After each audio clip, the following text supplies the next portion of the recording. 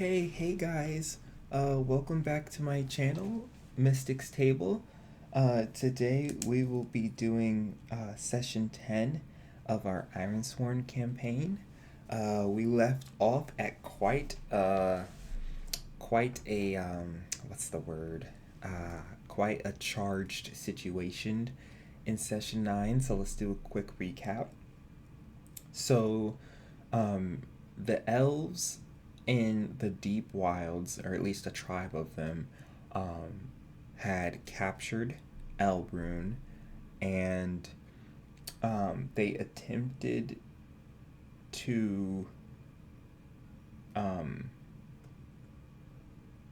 they had attempted to go back to Matic, but I believe Albrun convinced them that he could help as a mystic himself, so they brought Albrun to Fee Tholor, their little elven outpost kind of area.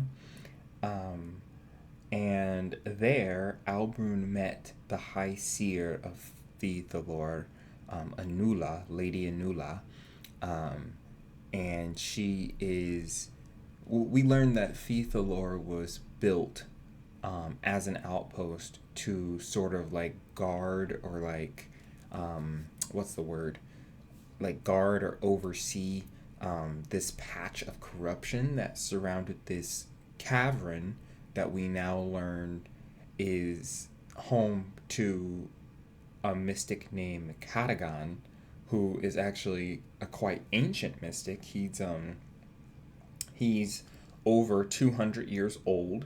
He arrived when the first Ironlanders arrived on the land, and the elves had captured him and experimented on him and such as they were trying to understand the limitations and um, uh, how far like scold magic could go because they had never seen it before.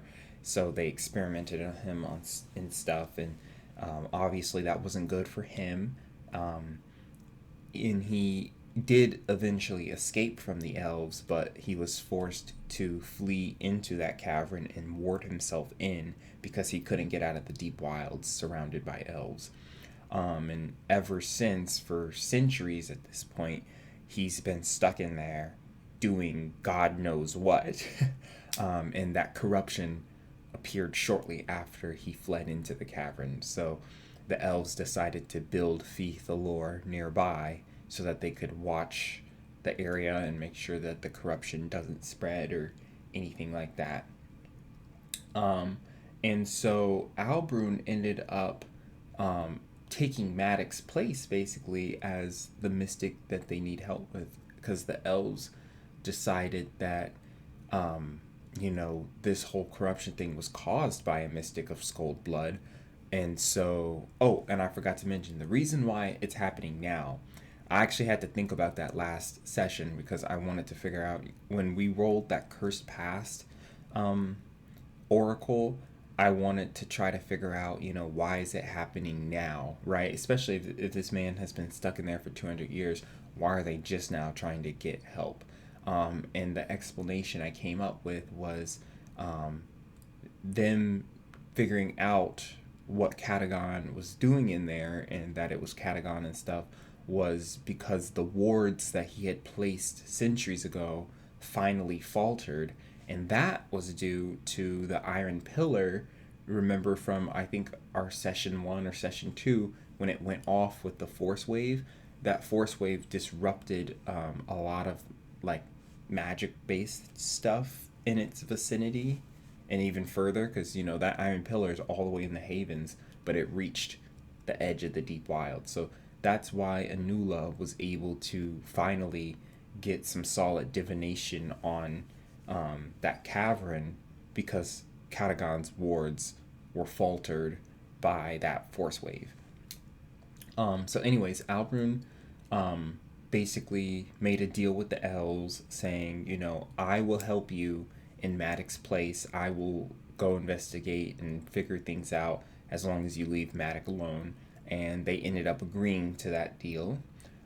So the elves took Albrun to this cavern to take a look around and stuff, and Albrun was able to cross the wards, so clearly these wards that have been placed were designed to keep elves out, and I assume probably some other stuff like Varu or whatever. But we ourselves, as an Ironlander, or maybe as a mystic, I don't know. There's no way for us to differentiate that, but either us being an Ironlander or a mystic is what allowed us to kind of step past the wards. We felt it, but we didn't. We weren't warded out the way the elves were. And as we were investigating the entrance of the cavern, an undead boar appeared and is charging at us, and that's where we left off at 9. So now we're on session 10. I did mention last session that I thought that this might be the first time that we have to enter the fray, but I was on the Ironsworn subreddit and I got a tip, and I think I might go with that. And the tip was for me to use the battle mechanic instead of the enter the fray, because like I said in session 0, Albrun is not built for battle. He's really not. And I'm going to actually remind you guys of where all our tracks are so you can understand why I'm so scared. We're at 2 health, 2 spirit, 3 supply, and 5 momentum. So we are not doing well at all. And, you know, between sessions, it dawned on me, we never resolved that whole arrow through the shoulder thing.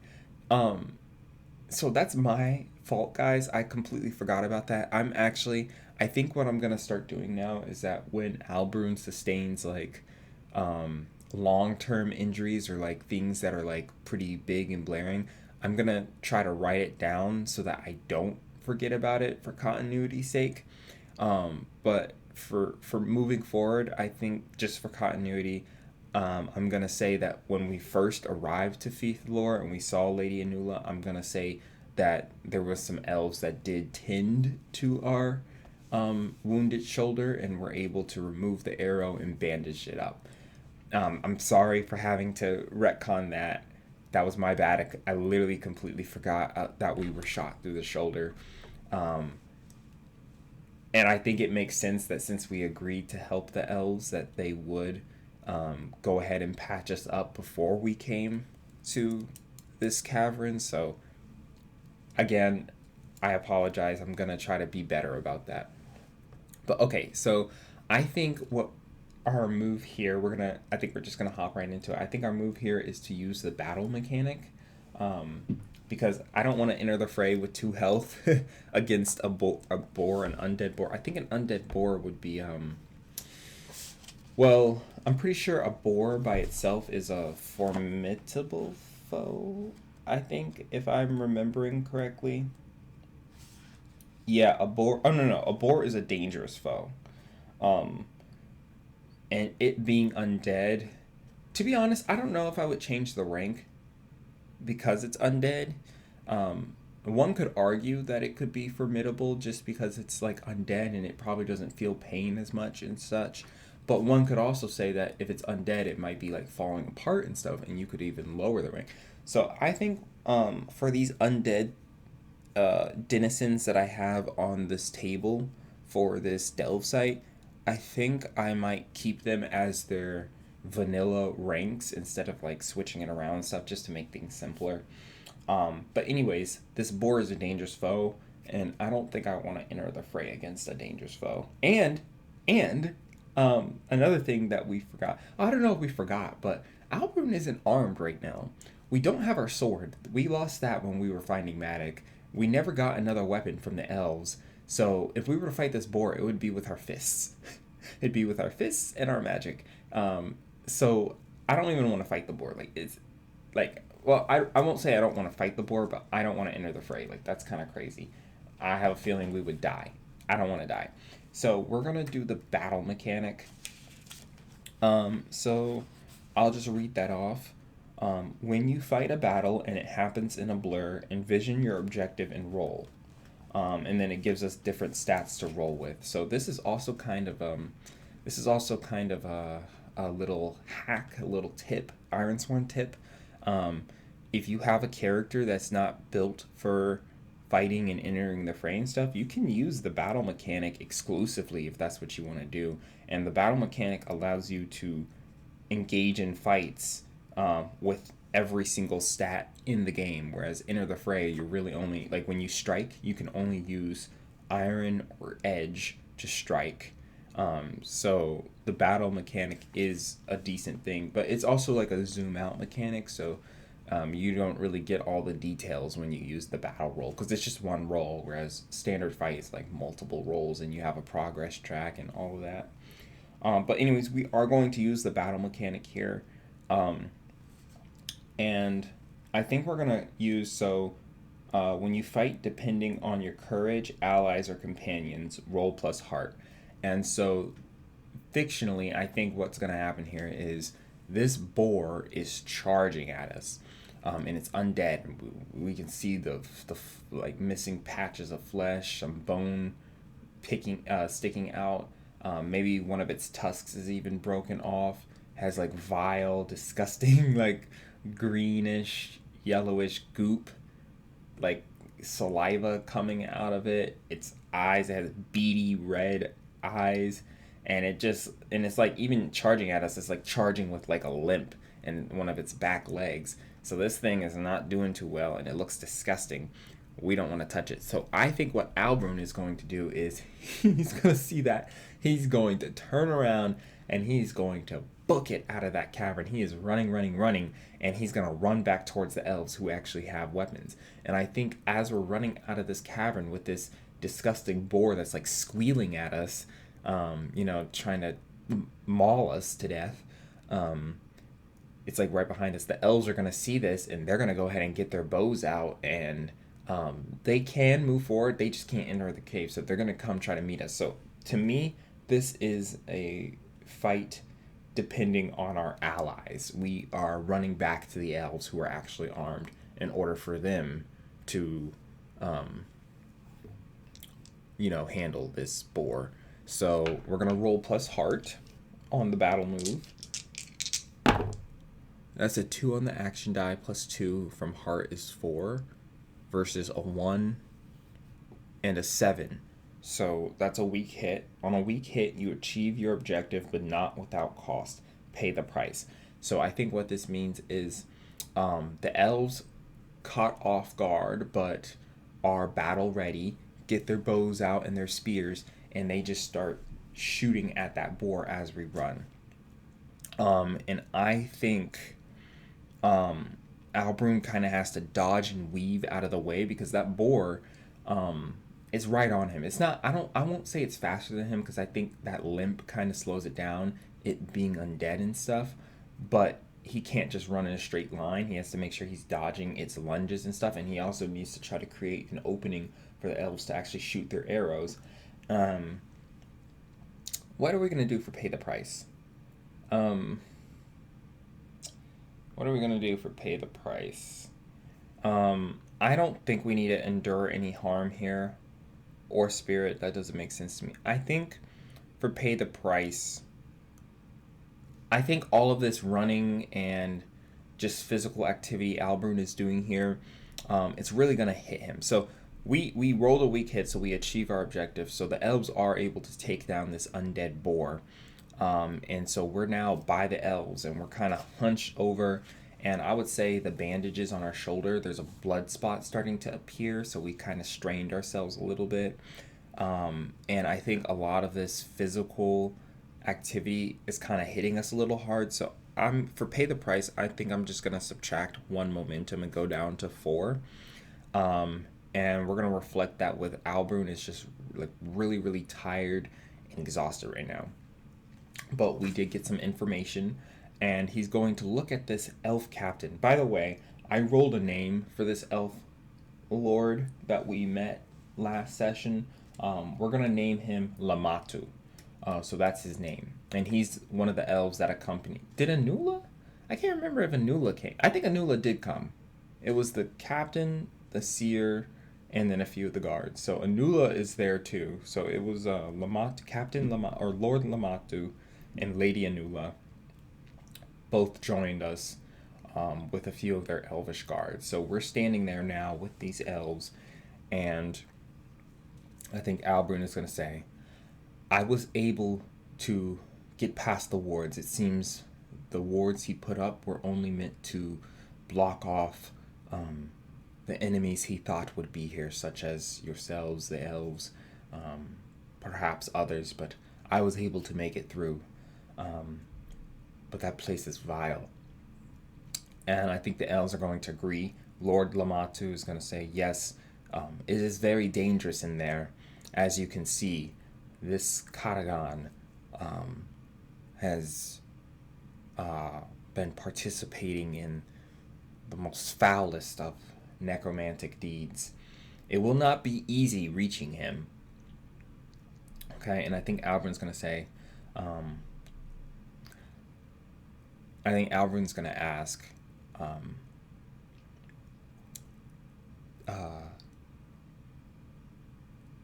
let us return to your outpost. Let's return to Feast the Lord. I need to rest. I need to get a weapon, and I need to come up with a plan on how I will get in there, seeing as I'm the only one that can enter. And I think the elves are going to agree, and so they're going to make their way back to Feast the Lord. And like Albrun said, he needs to rest. So I would say at this point, it is nighttime, or at least it's evening. And so I'm going to, while it's on my mind, I'm going to go ahead and mark off on our countdown till Kinara's trial.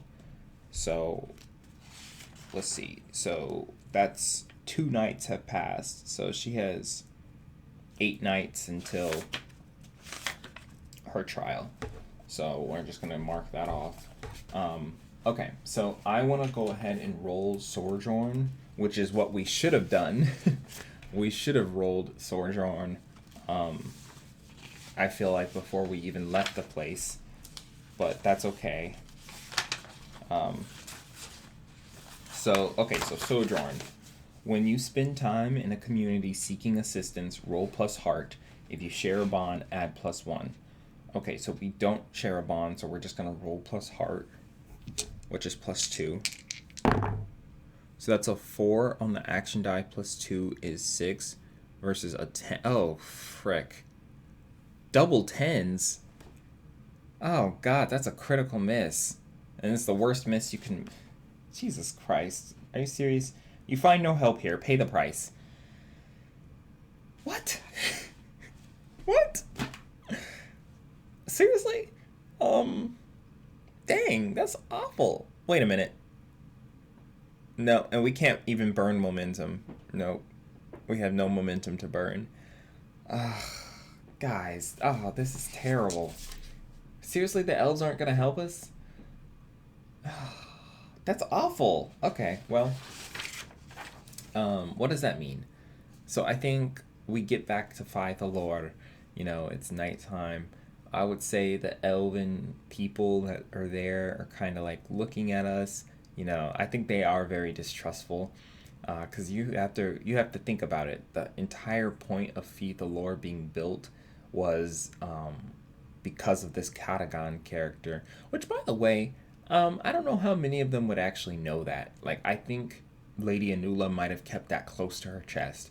So, but anyways, I don't think the elves trust Ironlanders very much. So, the elves are really not welcoming as we get back there. And I think we are provided a lodge, you know, in order to sleep, and perhaps our shoulder is retended to. But we do not get very much restful sleep. I think the elvish guards are like constantly there at the door, like, of where we're, and you know what, I would even say where we're sleeping, there's actually an elven guard inside the room, not outside the door. He's actually inside the room, just kind of staring at us. So Albrun isn't really able to get a restful night of sleep, because he's very much, you know, it's not very peaceful. It's not very peaceful. It's not very welcoming. So we don't gain any benefit from Sojourn. Um, and I think for pay the price, we'll just stick to a narrative pay the price, that this place just does not like us. I don't really see any way we can mechanically pay the price here. I mean, we could take some spirit off, but I don't think I'm going to do that. Okay, so yeah, okay. So I think we wake up the next day, and it's looking like these elves aren't very helpful. They're not really providing us much. So I think we are going to actually have to make some rolls, like a compel roll, to see if we can get in a much better spot. So I think first we need a weapon. Um, I don't. Uh, do we need a roll to get a weapon? Like, we're here to help the elves, right? They know we're here to help the elves. We agreed to help them. We're going to go into this delve site on their behalf. I don't see why they wouldn't give us a weapon. So I don't think it's really necessary to roll a compel just to get a weapon. Like, I think they would readily give that to us. So as we wake up, we the elven guard that was in our room is going to escort us to the outskirt of Fiethalor, to one of those huge sycamore trees where Lord Lamatu on his gaunt is like kind of waiting there and talking to some of his other elvish warriors that are under his command. And I think Lord Lamatu is actually going to already have a weapon for us, kind of anticipating that we're going over to this delve site today. So I want to say, let's see, the elves don't really have swords. They have spears and bows. Let's see, Albrun definitely does not know how to use a bow. And I imagine that a spear would not be the best weapon for him to wield. So I think Lord Lamatu is actually going to have a nice elvish dagger. So maybe a dagger about this big. It's wooden handle. It's a nice wood finish, and the blade itself actually kind of looks like it's extending out of the handle as if it's wood itself, but it's very sharp. It's made out of the same material that they make their arrows and spears out of. So it looks like wood, but it's definitely like stronger and sharper than regular wood.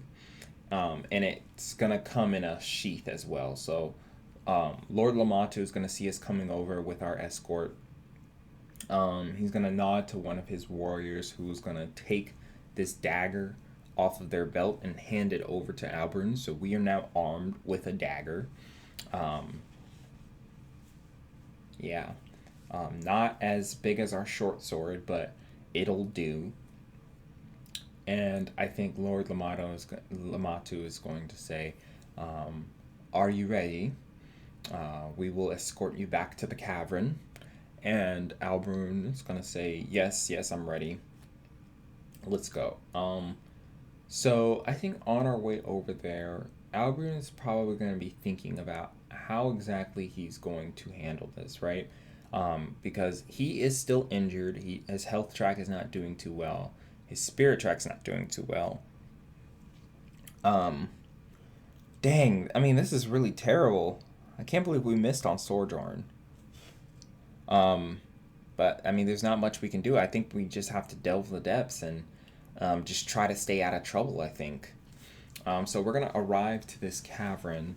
And again, the elves are going to hang back by the kind of tree line a little bit. They can't reach through the wards. And, they're going to kind of look at us somberly. Because, to be honest, I think they can kind of see that we're injured. We're not, the way we walk definitely looks like we're hurt and stuff.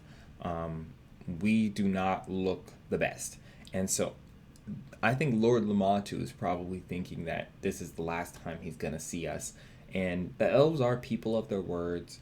They're going to leave Matic alone until they figure out. And like if we die, I think Inula with her divination talents will probably be able to sense if we die or something like that. So I think what's going on in their head is that they're going to stick to the deal, let us do our thing, but should we not make it out, then they will go for Matic again. Um, so, yeah. And before we delve the depths, it's been a while since session 9, so uh, I just kind of want to remind myself of what vows that we have active right now, just so that we can keep that in mind. So let's see, we have a vow to Matic that says, deal with the elves that threaten Matic. That's a formidable vow. Okay, so let's keep that in mind. We have one progress on that so far, so that's 1 out of 10 boxes. And then we have another vow that says, convince Elder Mystic Matic to help Grimbrook. And we have 2 progress on that. Okay, so those are the 2 vows we have in play right now. So I think this delve site is probably going to work on our dealing with the elves vow. So we'll just keep that in mind, I think. Okay. So I guess we're kind of ready. So like I said last session, I did kind of prepare a delve sheet in advance. But what I didn't, so when you do Ironsworn Delve, when you're preparing a delve sheet, you come up with a site name, you come up with a theme and a domain, and an objective, and then you have a denizen table. So the site name, I named it Cadigan's Refuge. And for the theme, we have the corrupted theme, which says this place is tainted by dark magic. And then we have the cavern domain, which says a place of stone and darkness. So those kind of 2 things combine to make Cadigan's Refuge. And then, of course, I filled out the denizen matrix table. We don't have to go over that. But what I didn't fill out was objective. So you are supposed to kind of make an objective before you delve the sites, because that's kind of what your goal is through delving. So I want to say, so what is our objective, right? So we're doing this because the elves need us to resolve this whole cat. Did the elves actually ever tell us what they want us to do? I assume that they want us to kill Cadigan. Like, that's what they want. They want Cadigan gone. They want whatever profane magic he's doing in there to stop, and they probably want him dead. So that's what they want. But that doesn't necessarily have to be what we want. Our goal is to deal with the elves, right?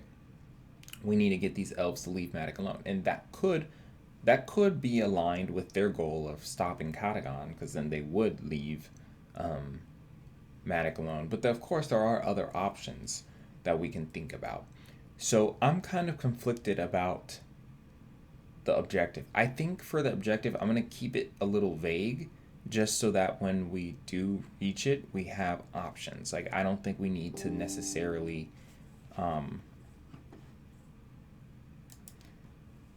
just so that when we do reach it, we have options, because I don't think we necessarily need to go in there with the sole purpose of killing Cadigan, right? And not to mention, Anula did share with us last session that there is something Cadigan bound himself in there. There's something in there Cadigan has bound his life source to, because Cadigan himself, he's not necessarily undead, but he's using some sort of magic, some sort of profane magic or whatever, to extend his life force far beyond its natural lifespan. And so that's how he's still alive. And we know, based on her divination, that there is something there that he bound himself to. So that's also a way that we can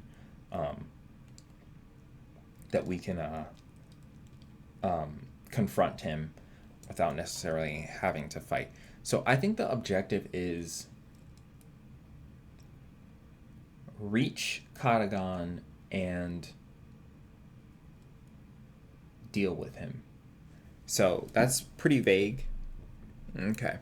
So that's pretty vague on purpose, because I just want to keep our options open, and we can kind of just go with what we feel could work when we get there. But we do need to actually, like, reach him. Okay, and he's deep in that cavern. Okay, so I guess it's time to delve the depths. It's kind of exciting. Have we done a delve? Yeah, we did do a delve. We did the Tanglewood delve when we were trying to reach Matic, and that was I think it was like a troublesome delve. So that was kind of easy. This one, oh wait, did we mark a rank? Oh, we didn't mark a rank on this delve. Oh, Oh, we didn't mark a rank. Um, I want to say that this is either dangerous or formidable. So the delve rank, it's supposed to represent. So it's not just like the difficulty of the delve, but it represents how long the delve is going to be. So for instance, if you were to do an epic delve, that's probably something that would take multiple sessions, like probably like 5 to 10 sessions just to resolve an epic delve, and you'll probably die. So that one, so like the ranks for delves is kind of what's the word? Is kind of consistent with how long you want to spend in the delve. So, for instance, when we did the Tanglewood, we made that troublesome, which I think made was it trouble? It was either troublesome or dangerous. I can't remember, but it was a quick delve that we did. I think it took 2 sessions. So for this one, I also want to say that this one is dangerous. I was kind of thinking formidable, but I'm not even gonna lie. A little bit of metagaming of me here, but I don't think we can survive a formidable delve. Um, we just don't have the health and spirit for me to feel comfortable doing a formidable. So I kind of just want to go with dangerous for now, because and I can't even imagine that this cavern is too big. You know what I mean? So I think we're gonna go with dangerous just because of that. So we're gonna do dangerous, which means that's 2 progress boxes every time we make progress. Okay. Okay, so 2 boxes. Okay, so we're gonna go ahead and delve the depths. So that was our discover a site move kind of thing. That's when you like name everything and mark the ranks. So now we're gonna delve the depths. So when you traverse an area within a perilous site, envision your surroundings. Ask the oracle if unsure. Then consider your approach. Okay, so let's go ahead and envision our surroundings. So Albrun is here in the mouth of this cavern. It's grayish stone, very smooth stone, I would say. Like I said last session, the entrance of this cavern, there's like puddles and stuff. It's like you can see decayed plants and mushrooms and stuff. And I think as we enter it, the stench of death kind of hits us. Albrun almost gags. It's not very good. I think he's actually going to go ahead and have his dagger out as well as he does this. And I think we're actually going to go ahead and light a torch as well from our pack. So we're going to have a torch in one hand, dagger in the other. And we're just kind of going towards this slope that's towards the back of the mouth of this cavern, and it's going to lead us kind of underground a little bit. So that's our surroundings. And then we need to consider our approach. So if you navigate with haste, roll plus edge. If we navigate with stealth or trickery, roll plus shadow. Or with observation, intuition, expertise, roll plus wits. So I really want to do shadow just because that's the safest option and that's actually our best stat.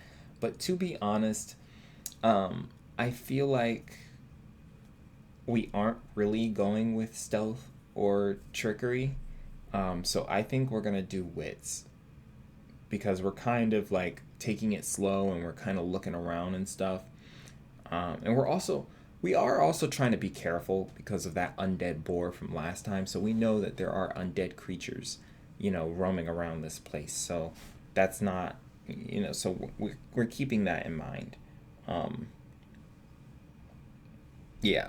Okay. So, okay. So I think we're gonna roll plus wits. Double it. Roll plus wits. Okay. Hopefully this goes well. Okay, that's a 6 on the action die, plus 2 is an 8 versus 2 and a 2. So that's a strong hit with a match. So on a strong hit, you delve deeper, mark progress, and find an opportunity. Okay, so we're going to go ahead and mark progress, and then we need to find an opportunity. So when you get a strong hit, when you get a strong hit on Delve the Depths, when you are looking at the find an opportunity table, you actually get to pick what it is you want instead of having to roll for it. So you only roll on a weak hit. So we're going to take a look at this table and see what we want. So it says the terrain favors you. Let's see. I want to say perhaps a clue offers insight or direction.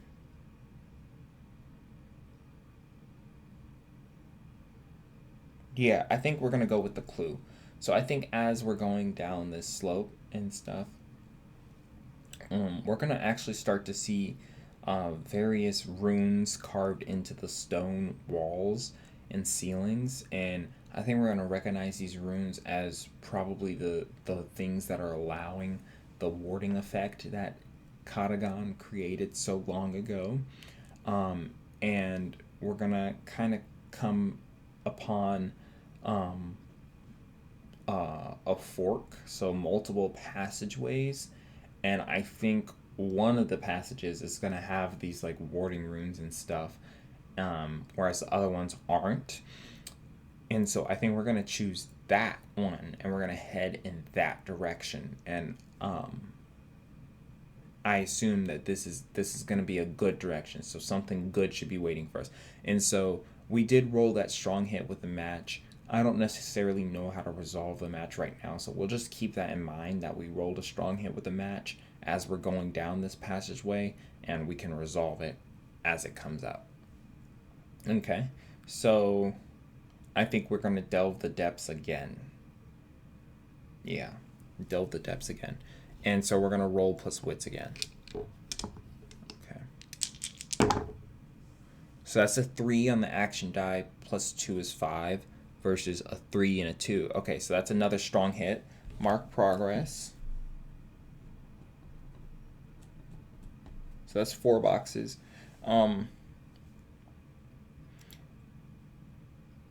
And so then we need to ask the Oracle where we're at. So I think I want to roll on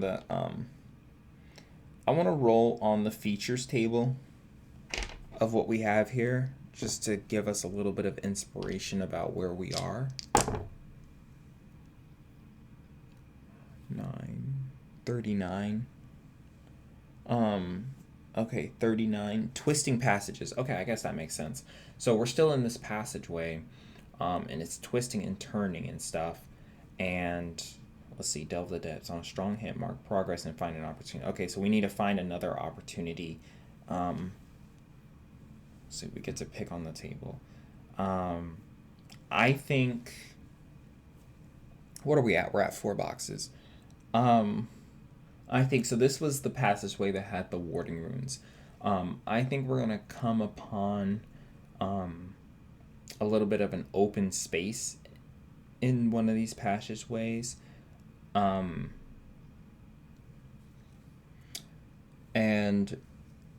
I want to say that